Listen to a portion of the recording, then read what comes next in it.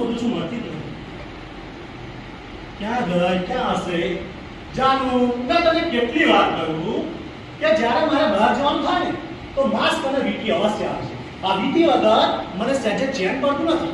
આ ક્યારનો શોધું છું, મળતી જ નથી. ક્યાં હશે?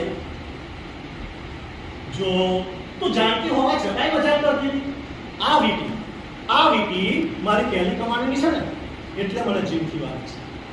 આજ પછી આ વીટીની મસ્કરી ના કરતી હો, પ્લીઝ. જો મારું મોડું થાય છે, ઓહો, મારી દીકરી સ્કૂલ જવા તૈયાર થઈને આવી ગઈ.